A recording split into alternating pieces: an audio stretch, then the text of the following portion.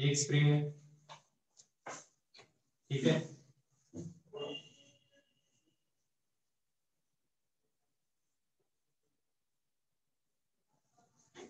यहाँ पे एक m मास का ब्लॉक है, v नॉट वेलोसिटी से आ रहा है, फ्रिक्शनलेस सरफेस है।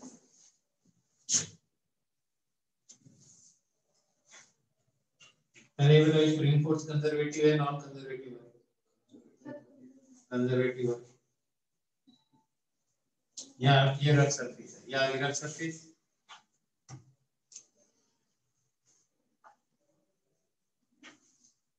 और ये फ्रिक्शनलेस सरफेस।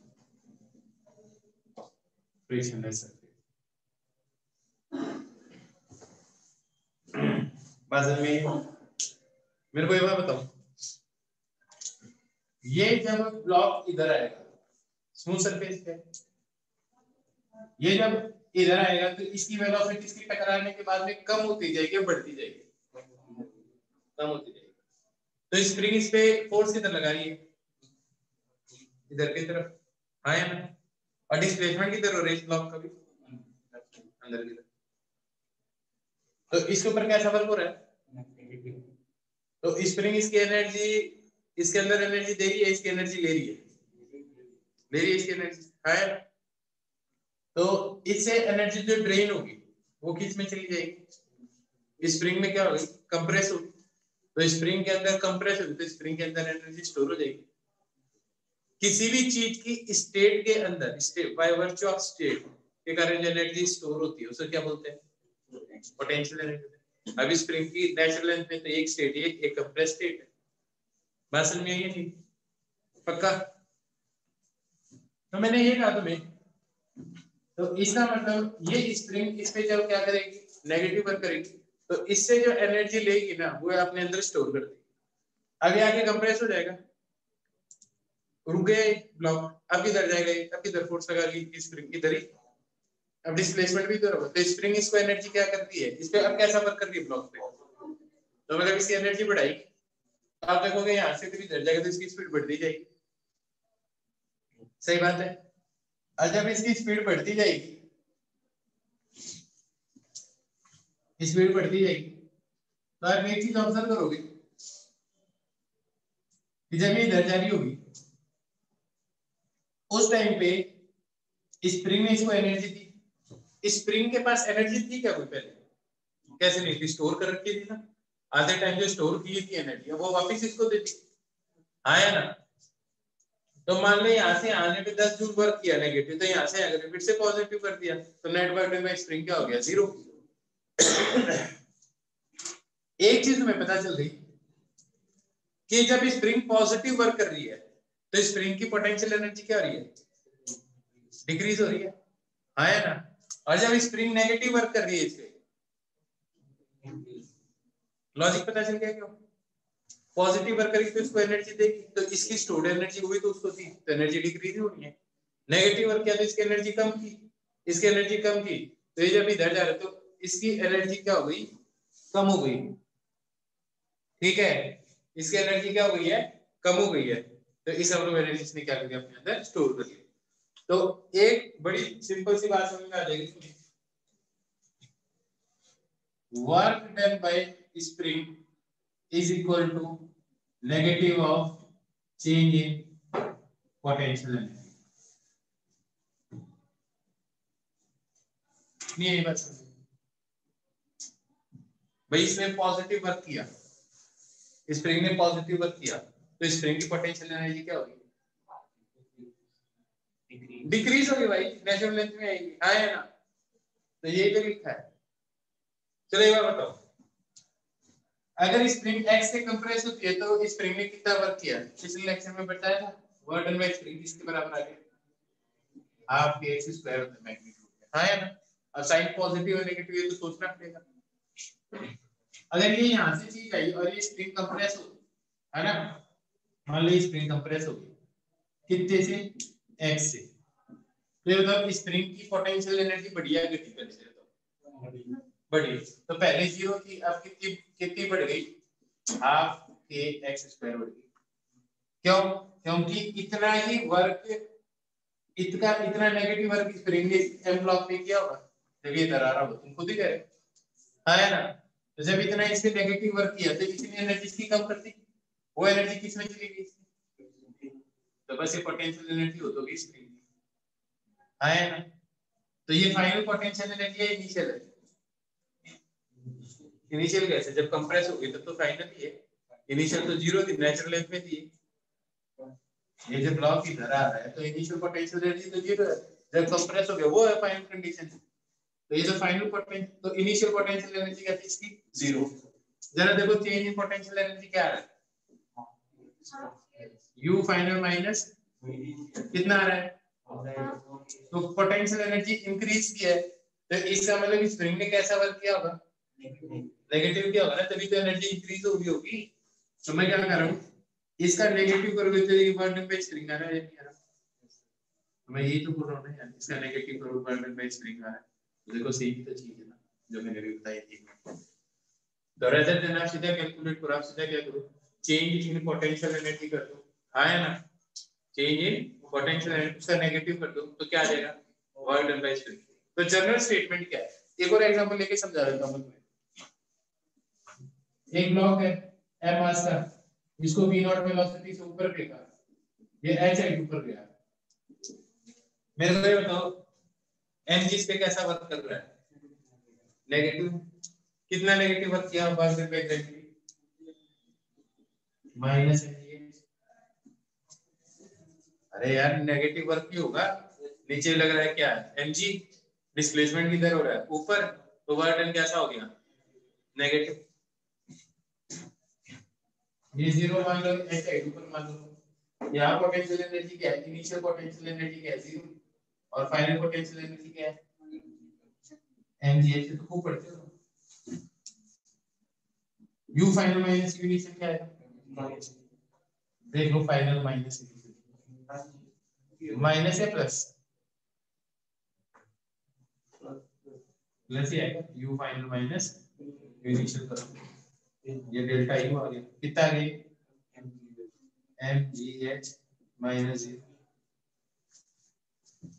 इसका नेगेटिव कर दो, क्या वर्क डन बाय ग्रेविटी के बराबर आ रहा है? आया ना, ये तो आ गया डेल्टा u। मैंने बोला डेल्टा u का नेगेटिव कर दो तो कितना आ जाएगा? माइनस mgh लेके आ जाएगा वर्क डन बाय ग्रेविटी, आया ना, वर्क डन बाय ग्रेविटी आ रहा है ना। तो देखो तुम डायरेक्ट ऐसे सॉल्व कर लो, mg नीचे डिस्प्लेसमेंट, क्या क्या कर सकते हो, पोटेंशियल एनर्जी का चेंज देख लो और उसका क्या कर दो? नेगेटिव। तो एक सिंपल स्टेटमेंट बोलो, work done by conservative force is equal to negative of change in potential energy. ये तो लिखा है, एक बार स्प्रिंग ली थी तो change in potential energy of spring, एक बार ग्रेविटी ली थी तो भी सेम ही चीज आ रही है। तो जनरल स्टेटमेंट क्या है, work done by conservative force is equal to negative of change in potential energy। क्या लॉजिक समझ में आया? एक बात और सुनो, ये इधर आ रहा है, इधर से पहुंचा, रुक गया, रुकने के बाद में वापस ब्लॉक इधर जाएगा। इस केस में भी इधर आ रहा है लेकिन फ्रिक्शन है तो भी रुकेगा ही या नहीं रुकेगा? रुकेगा। रुकने के बाद में वापस अपने आप इधर चला जाएगा। क्यों? क्योंकि इसमें एनर्जी स्टोरिंग है, जो आपको पता है friction in the form of heat करके एनर्जी गायब कर देता है, आया ना। तो कंजर्वेटिव फोर्स में पोटेंशियल एनर्जी का कांसेप्ट होता है। आप कभी नहीं सुनोगे potential energy due to friction, क्यों नहीं सुन सकते? वो स्टोर करता है, नहीं गायब कर देता भाई, आया ना। तो कंजर्वेटिव फोर्स वही है ना जो एक क्लोज पाथ में वर्क डन जीरो करवाए, तो यहाँ से यहाँ तक जितना ये पॉजिटिव नेगेटिव वर्क करेगा यहाँ से यहाँ तक उतना पॉजिटिव कर देगा। तो क्लोज पाथ में वर्क डन जीरो, भाई यहाँ से यहाँ तक कितनी एनर्जी ली, यहाँ से यहाँ तक वापस वो एनर्जी दे दी। ये ऐसा करता नहीं है। तो वो फोर्स जो एनर्जी स्टोर नहीं करते, ठीक है, जो फोर्सेस जिनके कारण स्टोर नहीं होते इन the form of potential energy उनकी स्टेट के कारण, उसको क्या बोलते हैं? Non conservative force. अब देखो mg के लिए तुम पोटेंशियल एनर्जी पढ़ते हो ना, ग्रेविटेशनल पोटेंशियल एनर्जी। ऐसे इलेक्ट्रिक फोर्सेस जो होता है ना, electrostatics force, electric potential energy, इसका मतलब वो भी कैसा फोर्स है? इलेक्ट्रोमैग्नेटिक। तो जहां जहां पोटेंशियल एनर्जी का कॉन्सेप्ट है वहां क्या है कंजर्वेटिव फोर्स है। क्या नॉन कंजर्वेटिव फोर्सेस के लिए पोटेंशियल एनर्जी का कॉन्सेप्ट हो सकता है कभी? नहीं हो सकता ना। मैंने जो बात कही ना तो यही लिखा है स्टेटमेंट कि work done by conservative force equal to negative of change in potential. दो एग्जांपल करवाएं लिख लो इनको।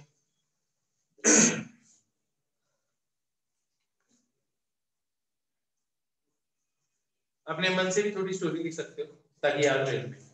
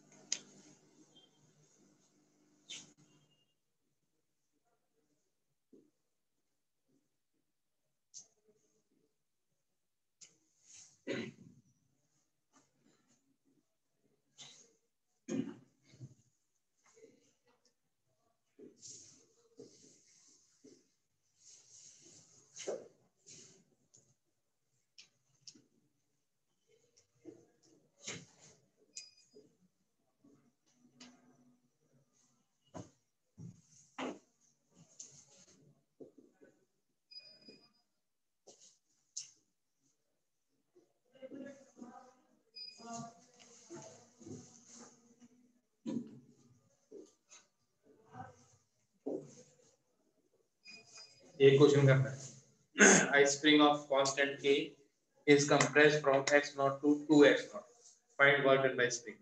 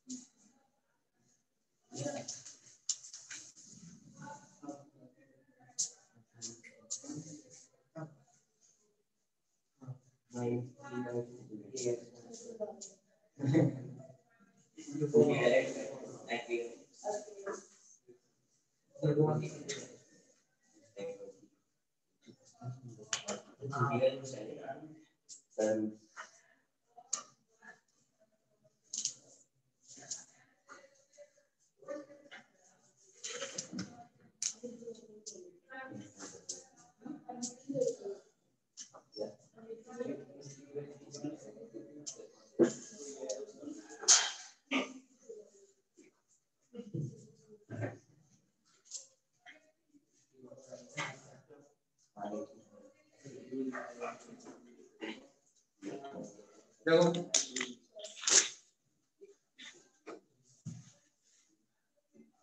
गलत, क्या आंसर है तुम्हारा? चलो ये बताओ पहले कितने से कंप्रेस है तो पोटेंशियल एनर्जी क्या होगी? हाफ के इस रिंग से ये कंप्रेस्ड या एक्सटेंडेड हो उसमें पोटेंशियल एनर्जी स्टोरी होती है, एक्सटेंड करने पे भी कंप्रेस एनर्जी होती है स्टोर और कंप्रेस करने में। तो इनिशियल पोटेंशियल एनर्जी कितनी होगी? हाफ के एक्स नॉट स्क्वायर और फाइनल पोटेंशियल एनर्जी क्या होगी? 2x नॉट का स्क्वायर करोगे 4 x नॉट स्क्वायर है ना, u final minus u initial करोगे उसका नेगेटिव करोगे वर्क डन बाय स्प्रिंग आ जाएगा 4/2 kx nought square minus half kx nought square minus 3/2 kx not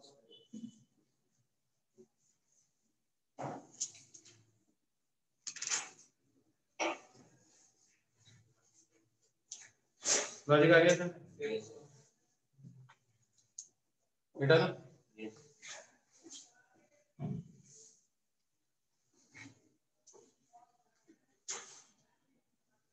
work energy theorem बता दी थी ना मैंने पिछले लेक्चर। देखो ये बात बताओ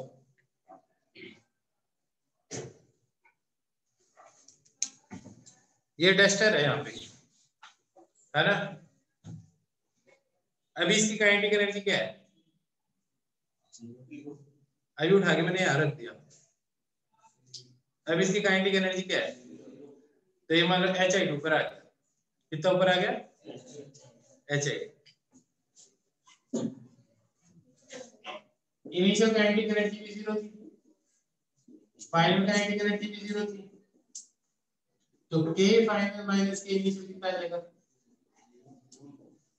जो वर्क के बराबर कितना आ गया? देखो HI ऊपर गया तो ग्रेविटेशनल पोटेंशियल एनर्जी कितनी बढ़ गई और उसका नेगेटिव कर दोगे तो ये वर्क आ गया। सिचुएशन तो सेम ही थी, एक में काइनेटिक एनर्जी 0 आ रही है, एक में माइनस mg आ रही है, सही कौन सा है? सही कौन सा दोनों में से? या दोनों सही है? कैसे? थॉट दो फिर बताओ मेरे को है।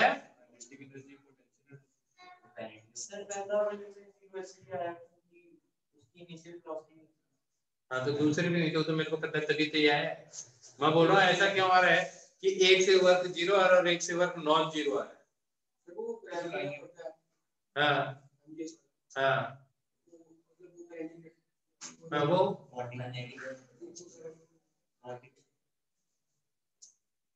दिमाग में वो बोलते मैं सोच के बोल, जो बिना सोच के बोलते पता है वो क्या बोलते हैं? डैश। सब अपने अपने हिसाब से रिश्ता कर लो क्या बोलते हैं?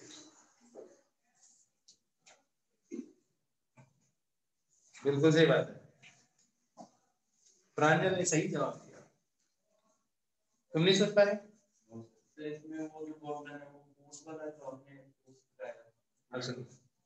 चेंज इन काइनेटिक एनर्जी होती है नेट वर्क। ये ब्लॉक, ये टेस्ट जब यहाँ से ऊपर जा रहा था, कौन कौन से फोर्स लग रहे थे इस पे? संदीप महला एंड वाटरबर्ग ग्रेविटी, दो force. So this is the work done, net work done by Sandeep Mehta, does work done by gravity, है ना? Potential energy किसके कारण potential energy? Gravitational है। So this is the work done by gravity। अब तुम्हें पता है इन दोनों का सम तो 0 है और वर्क डन बाय ग्रेविटी कितना है? तो बताओ वर्क डन बाय संदीप महता कितना है?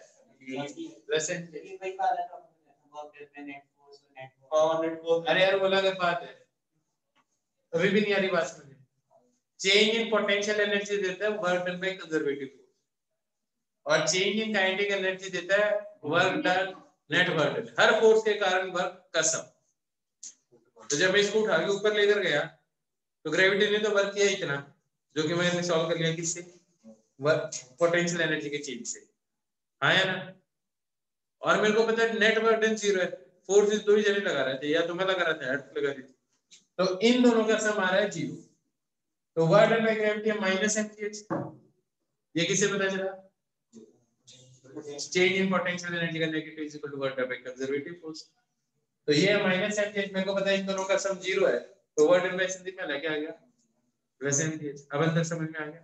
तो दोनों ही सही है, एक नेट वर्क डन है, एक work done by conservative force है। अभी यही समझाया है, लिख ले एक बार।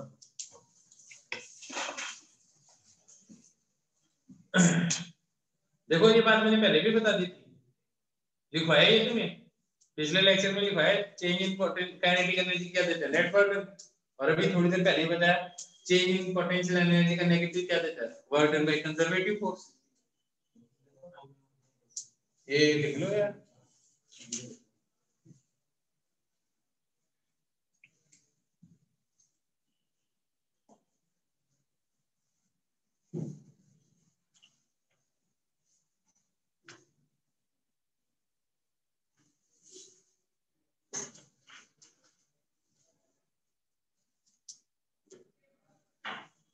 अभी तुम स्कूल थोड़ी जा रहे हो?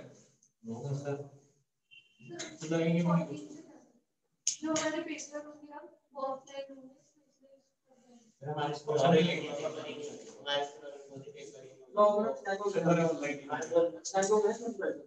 फाइनल सर, हमारे तो स्कूल के 12th वाले और 10th वाले बच्चे भी जा रहे हैं। हां सर, उनके प्री बोर्ड हो रहे हैं ऑफलाइन, और सभी प्राइवेट वाले 10th वाले बोल रहे थे अभी पूरे सारा ऑनलाइन हो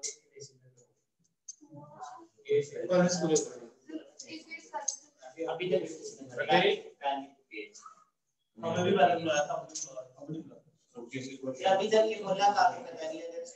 अच्छा, जम्मू में भी केस आ रहे हैं या नहीं आ रहे? आ रहे हैं ज्यादा।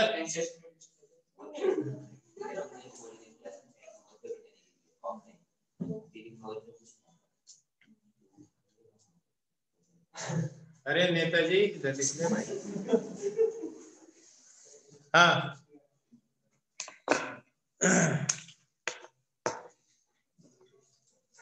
एक टाइम पे पहले ऐसे लगा था पता नहीं ऑनलाइन का कैसा चलेगा, है ना? अब मजा का मजा आ रहा है। मेरे को लोग मिलते हैं ना, वो बोलते हैं कि घर वालों को बस अब कोई ये कहते हैं ना कि यार कोरोना खत्म हो गया, तो घर वाले ना बच्चों को धक्का मार मार के घर से बाहर निकालेंगे, ऑफलाइन में जाके पढ़ लो, ठीक है? क्योंकि लोग परेशान हो गए हैं। पहले तो एक टाइम लग रहा था जब लॉकडाउन नहीं लगा था, है ना? नहीं एक्चुअली नेटवर्क की भी प्रॉब्लम नहीं है, यार देख सबसे बढ़िया तो ये है कि बिना पढ़े आईआईटी में जाए, और आईआईटी में भी तो सीधा बिना पढ़े पैसा कमाया जाए एकदम सरल तरीके से, रैपो पूरी खतरनाक बैल देगी, हर कोई यही चाहता है घुमा फिरा, ठीक है? तो ऐसा नहीं कि पढ़ने से कुछ होता है, ठीक है? मतलब इच्छा करे तो पढ़ लो। अभी जो पढ़ाई कर रहे हैं ना, जबरदस्ती इच्छा भी नहीं करी पढ़ाई में, और फिर ऑनलाइन हो। अब यार ऑनलाइन किसका पढ़ने का मन करेगा? जब सामने टीचर पढ़ाए तो ना पढ़ने का मन करता है। मजा तो बेटा पढ़ाई में कभी आता ही नहीं है, ये तो बात ही छोड़ दे।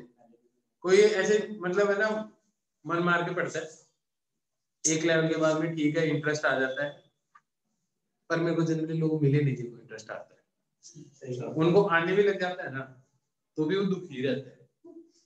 ठीक है, होता क्या मतलब मैं बताता हूँ, तुम कभी भी देखना, तुम एक चीज नोटिस करना, जिनका IIT के अंदर टॉप रैंक्स में होता है ना, टॉप 10, आप उनको देखना कि जो IIT टॉपर वो क्या कर रहे हैं,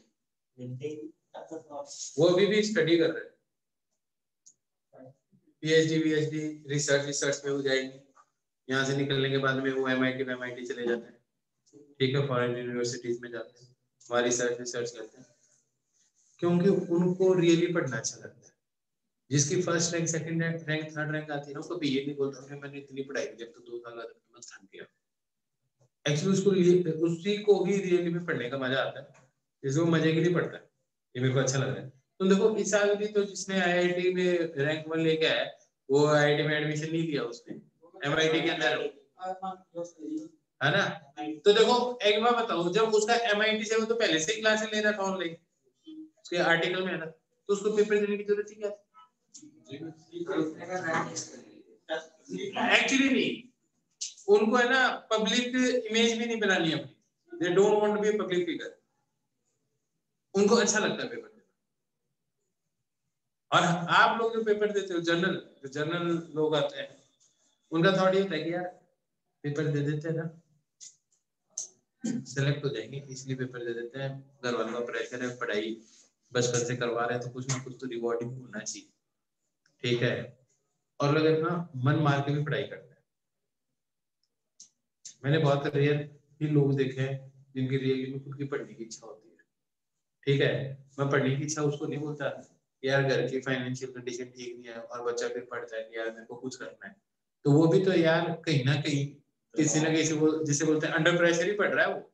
अगर उसको बोल दे कि यार मैं ऐसे पैसे मिल जाएंगे तेरे को, तू ऐसे सिलेक्शन हो जाएगा तेरा, तो क्या बोलेगा वो, ठीक है मैं पढ़ूंगा, है ना। तो उसको भी पढ़ने की इच्छा नहीं बोलते, वो सीरियस कैंडिडेट है, ठीक है, जिसे बोलते हैं वो अवेयर है अपने घर की स्थिति से, वो अपने घर की स्थिति को इम्प्रूव करने के लिए काम कर रहा है। पर अगर बोले यार वो इसलिए कर रहा है क्योंकि उसको पढ़ने में मजा आ रहा है ना, सिलेक्ट ऐसे लोग भी होते हैं, पर ऐसे लोगों को आप अच्छी रैंक नहीं लेकर आते, लेकिन जो ऐसे लेकर आते हैं ना टॉप 10 रैंक, वो यार अलग ही लेवल के लोग होते हैं, उनको रियली में पढ़ना अच्छा लगता है।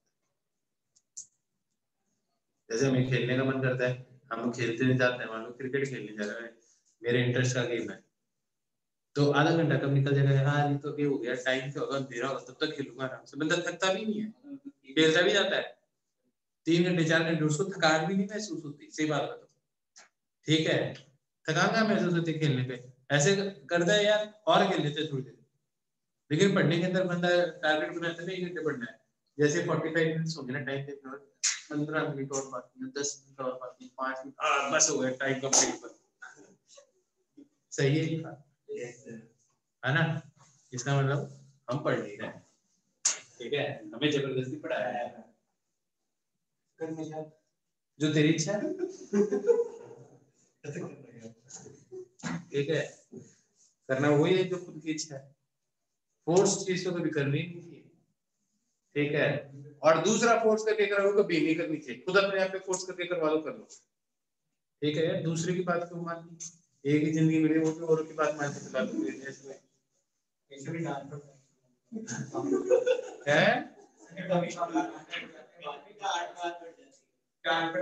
ठीक है यार। अब यार रिस्क और reward, risk and reward proportional,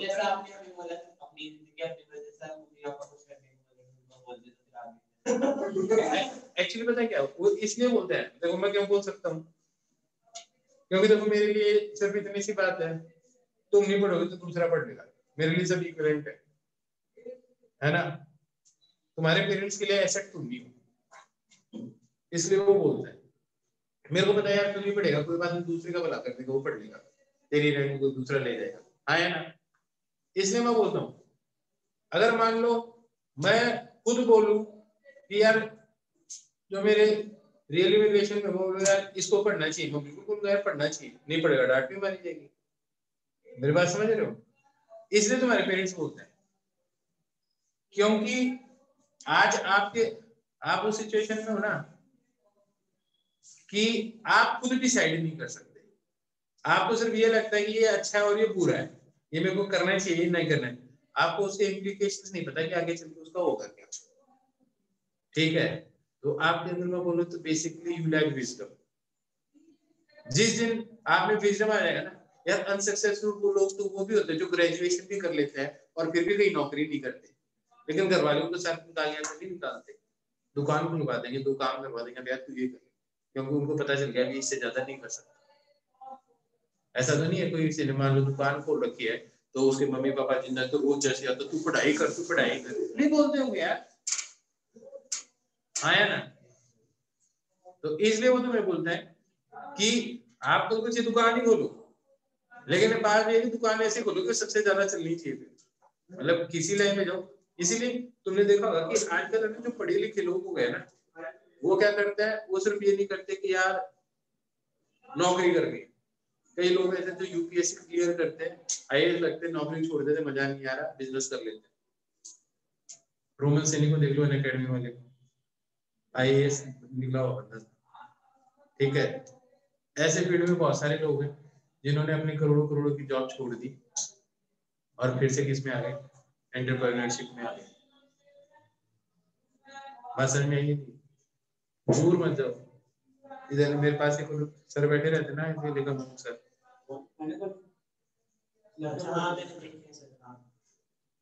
IIT में उनकी रैंक 47 थी। आईआईटी दिल्ली कंप्यूटर साइंस से पास आउट है, 13, ठीक है। आईआईटी दिल्ली कंप्यूटर साइंस, और उसके बाद में है ना आईआईटी दिल्ली, सुनो यहाँ तक समझ आ गया? जब यही यहाँ तक समझ आ गया तो तुम्हें पता चल गया वर्किंग बाय कंजर्वेटिव को समझ आ गया। एक क्वेश्चन है मेरा, ये एक स्प्रिंग है, स्प्रिंग कांस्टेंट है, ये m मास है। इस m मास नेचुरल लेंथ में थी स्प्रिंग, इस m मास को मैंने छोड़ दिया तो नीचे जाएगा, g है। अभी स्प्रिंग नेचुरल लेंथ में थी, ठीक है, इसको यहां से रिलीज कर दिया, ये नीचे जाएगा, आया ना। आपको ये बताना है maximum extension in the spring, लिख लो, find maximum extension in the,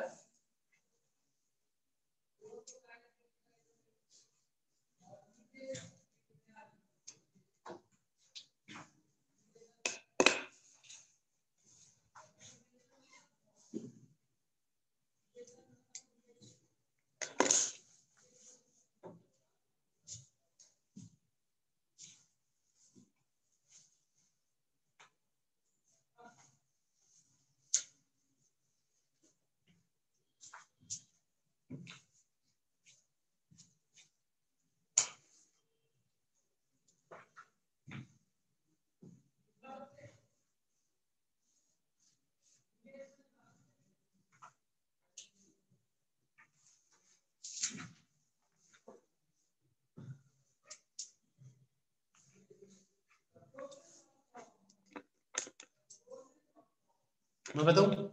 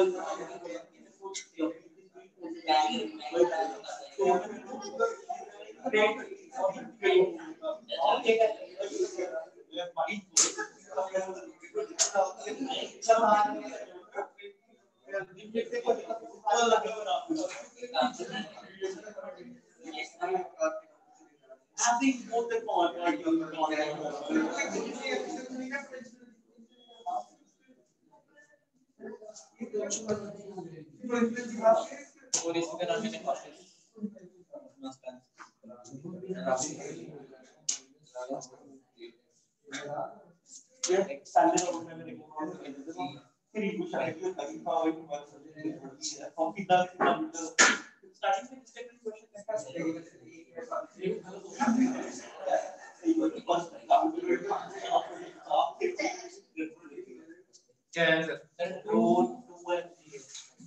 बिल्कुल मान लो x नॉट नीचे है, वर्क डन बाय ग्रेविटी क्या हो गया? mg x नॉट से एक्सटेंड हो गया, वर्क डन बाय स्प्रिंग क्या होगा? माइनस हाफ के x naught square, work done by gravity work done by spring equal to kinetic energy final minus kinetic energy initial. Rest पे आ गया होगा, वरना तो और नीचे जाता। तो एक मैक्सिमम एक्सटेंशन ही निकाल ली थी, इनिशियली रेस्ट से छोटा है।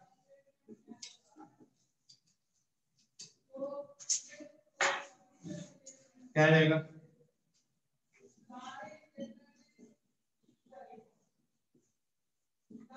तो x नॉट किसके बराबर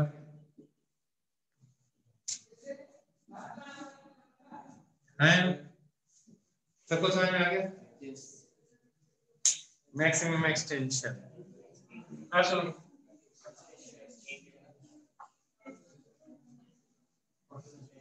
एक चीज सुनो, एक चीज सुनो, ध्यान दो इसे। ये बेटा इधर जा,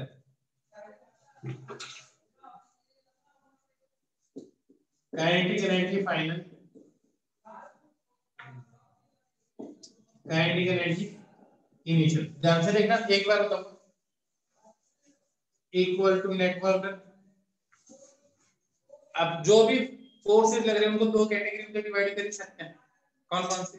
कंजर्वेटिव एंड नॉन। तो मैं इसको ऐसे लिख सकता हूँ, work done by conservative force work done by non conservative force is equal to kinetic energy final minus kinetic energy initial.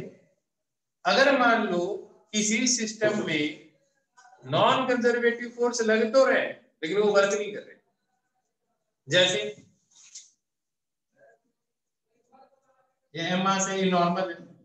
अब ये चीज इधर जा रही है, नॉर्मल नॉन कंजर्वेटिव फोर्स है क्या, लेकिन क्या वो वर्क कर रहा है? तो work done by non conservative force zero दो केस में आ सकता है, या तो सिस्टम पे नॉन कंजर्वेटिव फोर्स लग ही ना रहे, और दूसरा लग रहे हो तो फोर्स और डिस्प्लेसमेंट के बीच का एंगल क्या होगा? अब मेरी बात समझ? तो ऐसा केस जिसमें non work done by non conservative force is equal to zero, अगर ऐसा है तो work done by conservative force ही आएगा सर। और work done by conservative force किसके बराबर होता है? u final minus u initial equal to kinetic energy final minus kinetic energy initial. अब क्या होगा? ये आएगा minus u final plus u initial kinetic energy final minus kinetic energy initial. इधर से इधर, उधर से उधर, kinetic energy initial potential energy initial kinetic energy final plus potential energy final, ये शायद तुमने पहले भी देखा है। इस चीज को कुछ कहते हैं sum of potential energy and kinetic energy, mechanical energy. हाँ या ना, तो ये चीज आ गई आपकी मैकेनिकल एनर्जी।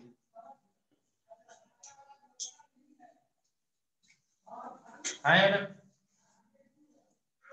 तो एवं में तो इसको हम क्या बोलते हैं, law of conservation of mechanical energy. तो law of conservation of mechanical energy कब लगता है,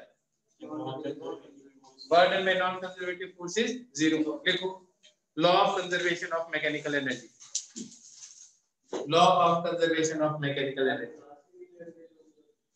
law of conservation of mechanical energy. देखो it states that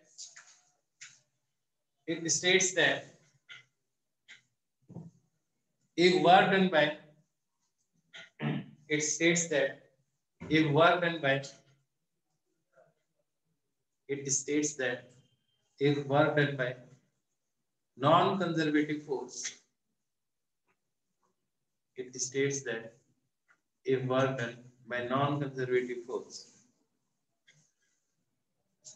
is 0 on a system, if work done by non-conservative force on a system is zero, then total mechanical energy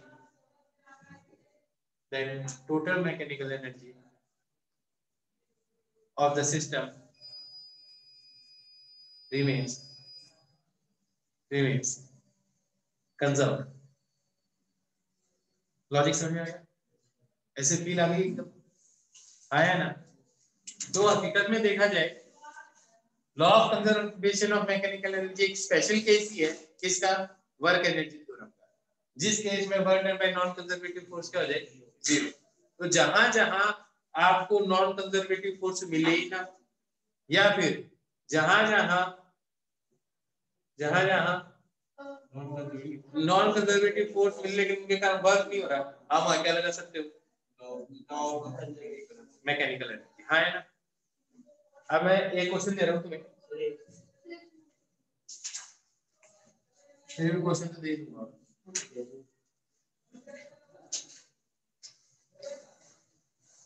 एक tower है, इस tower से v not velocity से एक चीज को ऐसे फेंका, एक ऐसे फेंका और एक ऐसे फेंका, फर्स्ट सेकंड और थर्ड। तो ये तो जाएगा यूं, ये जाएगा यूं, ये जाएगा यूं। मेरे बात समझ में आई? आपको बताना है ग्राउंड के टकराते टाइम सबसे ज्यादा स्पीड किसकी होगी, फर्स्ट सेकंड या थर्ड?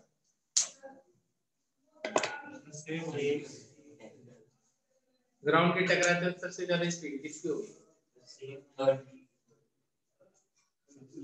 फर्स्ट सेकंड या थर्ड? क्यों?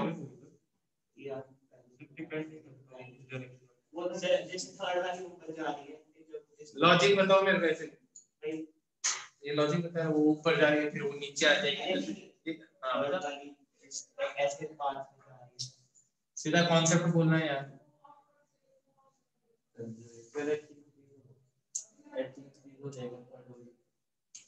तो स्पीड बढ़ जानी चाहिए।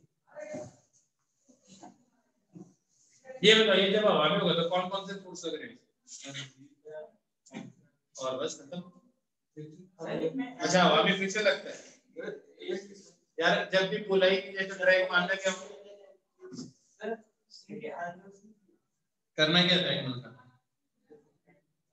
कैसे डिपेंड करेगा। अब मेरी बात तो सुनो, एक ही फोर्स लग रहा है जब ये हवा में, कौन सा? जब ये जमीन पे पहुंचेगा बर्डन में ग्रेविटी क्या होगा, अगर ये एच हाइट है टावर की, किसी के लिए भी अलग होगा क्या, इसके लिए इसके लिए, क्योंकि इनिशियल और फाइनल पोजीशन पे डिपेंड करता है। इस तरफ तो बर्डन में ग्रेविटी 0 है, एक बार यूं ले जाओ फिर यूं ले जाओ या यूं ले जाओ या यूं ले जाओ, एक ही बात। तो वर्क डन जो है सारे केस में क्या है, जीएच ही है। इनिशियल काइनेटिक एनर्जी भी सबकी सेम है, तो ये चीज इधर आ जाएगी प्लस इनिशियल काइनेटिक एनर्जी, क्योंकि सबकी स्पीड सेम है।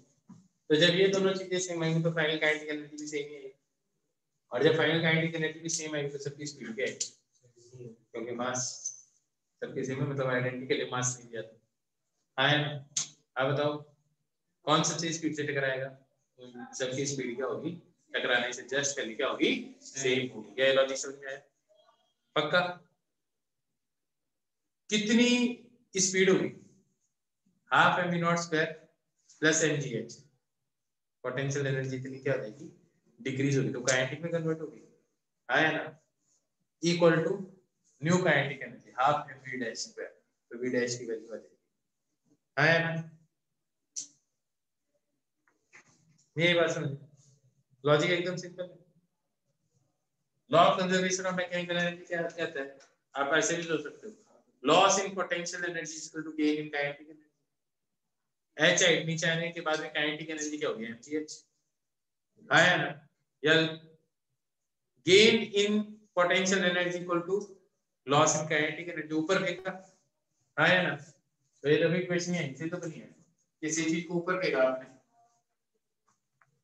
u वेलोसिटी से, हाफ एम यू स्क्वायर,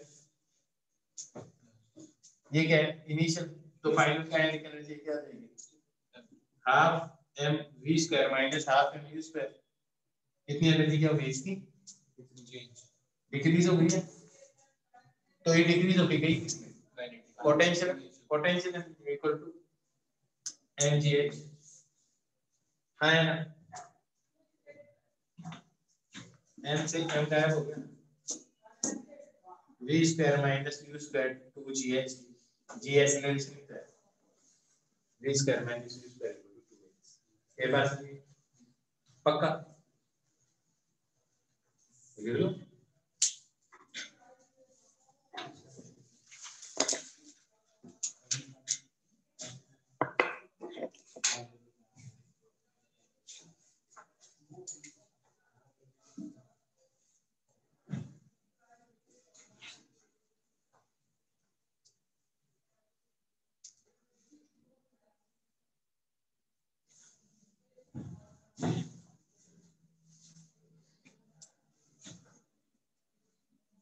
इसको तो मिटा दो ना,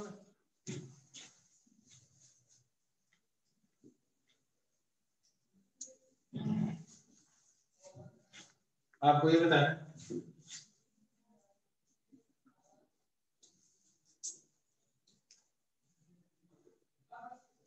m से l is length of the spring, ये ब्लॉक ये एंगल 60 डिग्री है, आपको ये बताना है ये जब यहाँ पहुंचेगा तो इसकी वेलोसिटी क्या होगी, यहाँ पे वेलोसिटी 0 है, इस पॉइंट पे आने पे इसकी वेलोसिटी क्या होगी, ये लॉजिक समझ में आ गया, पक्का? आगे आपको ये भी बताना चाहिए एंगल 30 डिग्री हो जाएगा, इस टाइम पे वेलोसिटी क्या होगी, v डैश, ये v निकालिए और v डैश निकालिए, लॉजिक आ गया समझ अच्छी तरह से। मेरे को ये बता दो ब्लॉक पे फोर्सेस कौन कौन से लग रहे हैं, टेंशन, वर्ड में टेंशन क्या होगा, हमेशा टेंशन डिस्प्लेसमेंट के परपेंडिकुलर रहेगी, जीरो, अरे यार टेंशन इधर लग रही है, डिस्प्लेसमेंट इधर हो रहा है, दोनों के बीच का एंगल क्या है, तो वर्डन क्या होगा, जीरो, यहाँ पे टेंशन इधर की डिस्प्लेसमेंट अभी भी क्या है, यहाँ पे टेंशन इधर डिस्प्लेसमेंट इधर, वर्डन क्या है, आया ना, तो टेंशन के कारण वर्डन क्या है, तो मैं इस केस में कहूँ क्या इसमें नॉन कंजर्वेटिव फोर्स लग रहा है, लग तो रही है यार, टेंशन नॉन कंजर्वेटिव ही है, लेकिन क्या वो वर्क कर रहा है, पिछले क्वेश्चन में नॉन कंजर्वेटिव लग रहा था कोई, लग ही नहीं रहा था, तो भी कंजर्वेशन ऑफ मैकेनिकल एनर्जी लगा सकते हैं, इस केस में लग रहा है लेकिन उसके कारण वर्क क्या है, तो भी कंजर्वेशन ऑफ मैकेनिकल एनर्जी लगा सकते हैं। अब कर लोगे सब, करो फटाफट।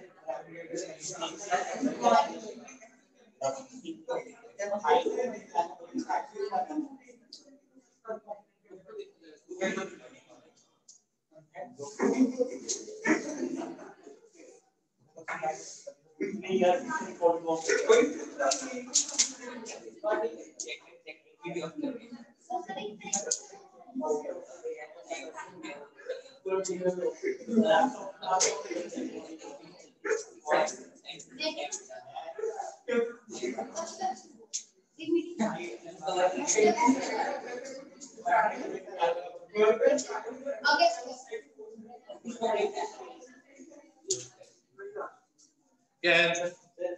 आ गया। देखो ये लेंथ है L cos 60 हाफ, ये हाफ आएगी, ये पूरी कितनी होगी L, तो ये कितनी होगी L/2, नहीं बात समझ आ गई ना? तो व्हाट इज द ग्रेविटी क्या हो गया mg L/2 या kinetic energy loss in potential equal to gain in kinetic half mv square, तो v किसके बराबर है अंडर रूट g के बस में इसमें इनिशियल काइनेटिक लिखा दो v इक्वल टू 0, तो loss in potential energy equal to gain in kinetic energy find half mv square, potential energy का कितना लॉस हुआ है सर इनिशियल पोटेंशियल भाई जीरो मान लेना, इसको जीरो मान ले तो x नीचे आया तो kinetic zero initial potential depend करता है, तो इसको जीरो मान ले तो ये क्या है mg L/2, इसको जीरो मान लेते आएगा माइनस mg L/2, जिस लेवल से ऊपर जाओगे तो पॉजिटिव है, तो लेवल से नीचे जाओगे नेगेटिव आएगा। अब आ जाएगी जीरो किसको मानोगे, कोई बात नहीं यार, एवा बता ये ऐसे लेवल मान लो 1 2 3 4 5 1 2 3 4 5, इन दोनों लेवल के बीच का डिफरेंस कितना है, इसको मान ली 0 1 2, अब दोनों के बीच का डिफरेंस क्या है, इसको मान ली 0 मान ले, ऊपर 1 है तो ये क्या होगा -2, अभी भी डिफरेंस क्या है, अरे तो भाई तेरे तो काम चेंज इन पोटेंशियल एनर्जी आता है ना, डिफरेंस थोड़ी आता है, जीरो कहीं पे भी मान ले। अब आगे बात समझो, लॉजिक आ गया समझ, चलिए ये देखो ये डिस्टेंस आ जाएगी कितनी √3L/2, तो ये वाली डिस्टेंस कितनी आ जाएगी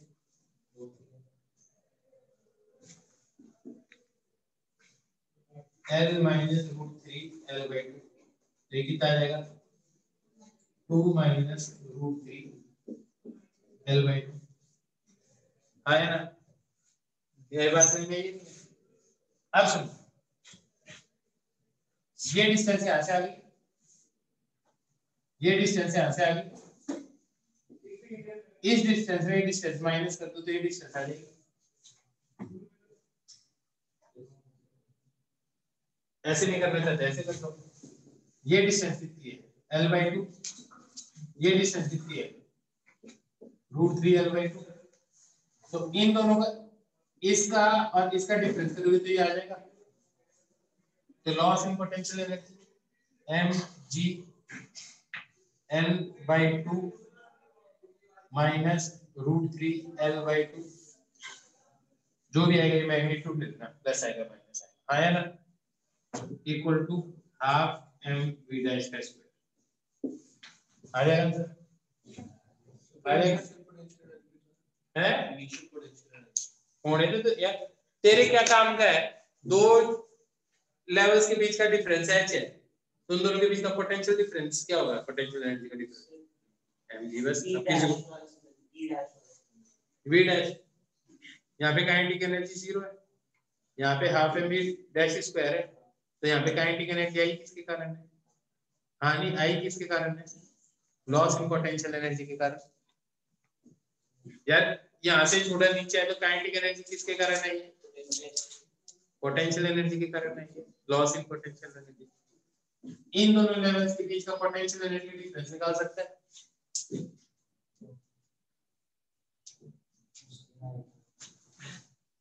इन दोनों के बीच का डिफरेंस निकाल, इन दोनों लेवल के बीच का, उसको mgs से मल्टीप्लाई कर दे, जो भी डिफरेंस है इन दोनों का।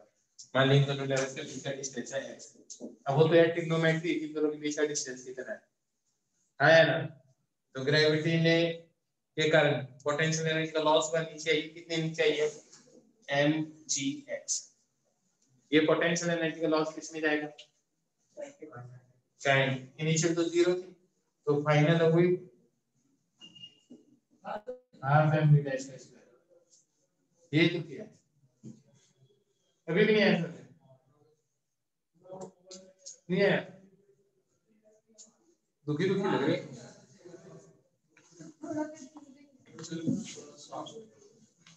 कोई कंफ्यूजन नहीं है, मेरे को ये बात बताओ,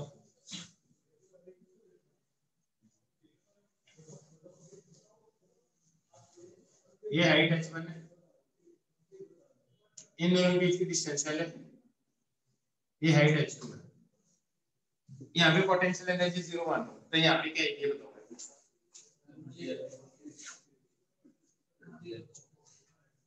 यहाँ पे क्या है,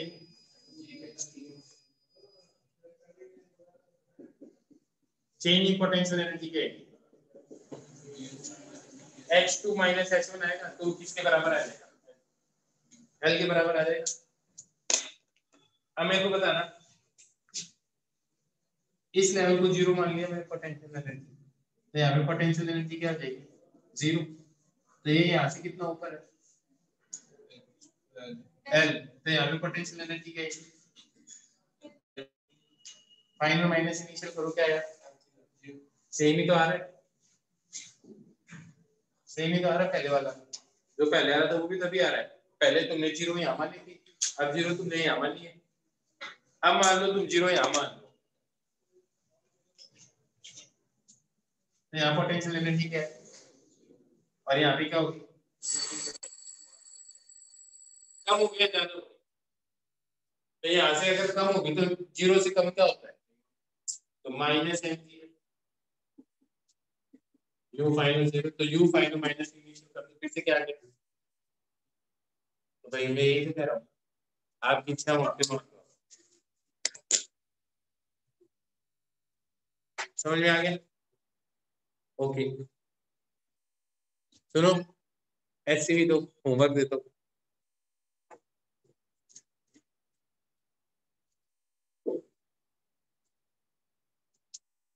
ये जो वर्क एनर्जी वाले क्वेश्चन है ना, ऐसे में क्वेश्चन नंबर 28 से लेके 42, 28 से लेके 42, क्वेश्चन नंबर 28 से 42, हाँ